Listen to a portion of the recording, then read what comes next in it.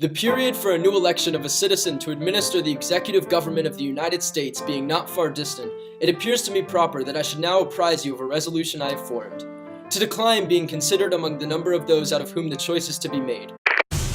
You can do that? 3 terms! 3 terms! Here perhaps I ought to stop, but a solicitude for your welfare which cannot end but with my life, and the apprehension of danger urge me, on an occasion like this, to offer to you some sentiments which are the result of much reflection and which appear to me all important to the permanency of your felicity as people.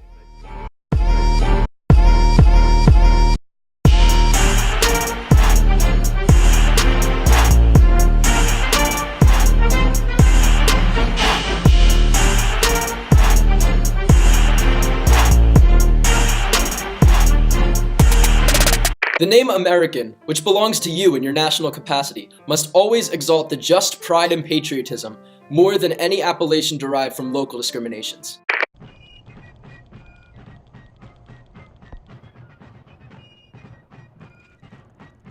We should just turn him over. I'd rather leave it up to Kansas to decide.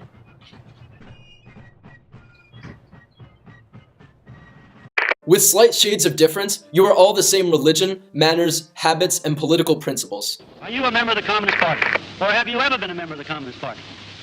It's unfortunate and tragic that I have to teach this committee the basic principles of Americanism. That's not the question. The question is, have you ever been a member of the Communist Party? I'm framing my answer in the only way in which any American citizen can frame his Then you answer to denied- a question then you- which invades his, absolutely invades Then his you right. denied, you refused to answer that question. Is that correct? I have told you that I will All right. offer my beliefs, my affiliations, and Here's the everything witness. else Here's the to the witness. American public, and they will know where I stand, as they do from what I have written. Stand away I have from the written stand. for Americanism for many years, and I shall Stand continue away from the to stand. fight for the Bill of Rights, which you I'll are trying to take destroy. this man away from the stand. But the Constitution, which at any time exists, till changed by an explicit act of the people, is sacredly obligatory upon all. The very idea of the power and the right of the people to establish government presupposes the duty of every individual to obey the established government. John Quincy Adams. The people are stupid. Henry Clay. They can all go rocks. John Calhoun. LA. Quincy Adams. They suck. Henry Clay. Jackson's a tunnel. John Calhoun. These guys are idiots, but it's Jackson who's a real threat. Listen, all the slaves in the South are going to be free. They are no longer property. But sir, what about the slaves here? What about them? Are they going to be free too? No, people would hate me. But wouldn't the press call you hypocrites? Oh, I shut that down. Won't they take you to court for that? Oh, I shut that down too. How is this not unconstitutional? Shut that down too. Towards the preservation of your government, it is requisite that you resist with care the spirit of innovation upon its principles, however specious the pretexts. Okay, so this is how it's going to work from now on. This court is going to be the law of the land. I know there's this whole system set up for this, but I'm going to decide if all the new laws or decisions are okay or not. Oh, you don't like that? What are you going to do to stop me? Go to the court? One method of assault may be to effect, in the forms of the Constitution, alterations which will impair the energy of the system, and thus undermine what cannot directly be overthrown. Whatever. I don't need them. If I can't overthrow them, then I'll just undermine them. I'll just throw more and more justices on it until it works. That's what I'll do. That's what I always do. It's just like the New Deal all over again. I just need more.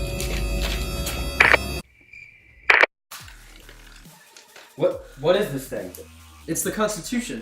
I don't constitute No, but nothing. you can't No, get out! Boom, you're fired! The alternate denomination of one faction over another, sharpened by the spirit of revenge, is itself a frightful despotism. It serves always to enfeeble the public administration. It agitates the community with ill-founded jealousies and false alarms, kindles animosity of one party against another, and foments occasional riot and insurrection. It opens the door to foreign influence and corruption, which finds a facilitated access to the government itself through the channels of party passions. Venezuelan President Hugo Chavez tramples on basic human rights and silences critical media. He's also said, "If I was from the United States, I'd vote for Obama." Russia's Vladimir Putin supplies weapons to terrorists, supports Iran's nuclear ambitions, and calls President Obama an honest man who really wants to change much for the better. Even Fidel Castro once called Obama the most progressive candidate to the U.S. presidency. Chavez, Putin, Castro, Obama secured the dictator vote. Does he have yours? As a very important source of strength and security, cherish public credit. One method of preserving it is to use it as sparingly as possible, avoiding occasions of expense by cultivating peace. So, we may have possibly been shot at. Probably not. Just take it. Take what? It. What is it? Just go and take it. I don't know what you're talking Just take whatever you want, just take it. Take it all. Take everything. Take whatever you need, just fix it. Take it. Take it. Jeez, okay, thank you, okay, thanks. Thank you. Observe good faith and justice towards all nations.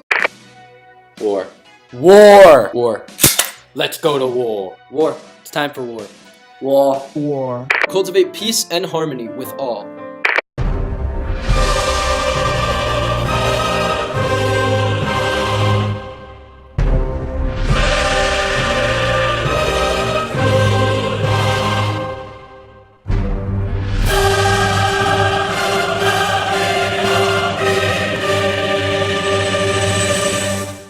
Against the insidious wiles of foreign influence, the jealousy of a free people ought to be constantly awake, since history and experience prove that foreign influence is one of the most baneful foes of the Republican government.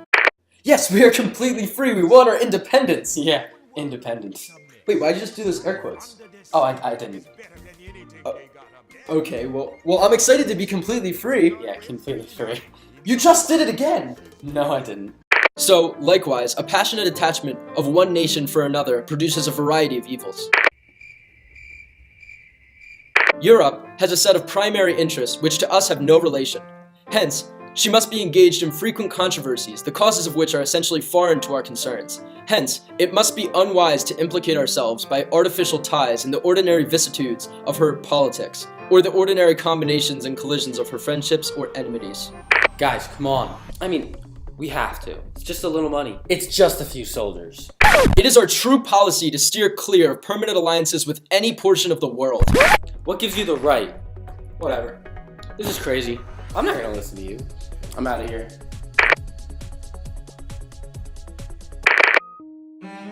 Though, in reviewing the incidents of my administration, I am unconscious of intentional error. I am nevertheless too sensible of my defects not to think it probable that I may have committed many errors. I shall also carry with me the hope that my country will view them with indulgence, and that after 45 years of my life dedicated to its service with an upright zeal, the thoughts of incompetent abilities will be consigned to oblivion, as myself will soon be, to the mansions of rest.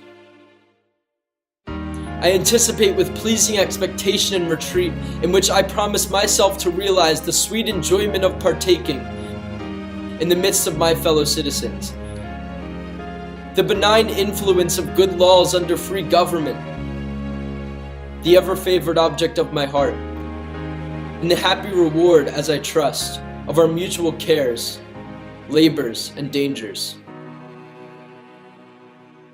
I'm thinking about my friend's little boy who said this morning, vote Obama for change. And now he's going to live in a world that's going to be completely different from even the one that I grew up in. I cannot believe this, man. This morning, I was at the polls at 5 o'clock this morning waiting. I just spoke to my mom, who's 73. And she's in tears, and my husband's in tears. My daughter's in Florida at school. And she's like, Mommy, this is like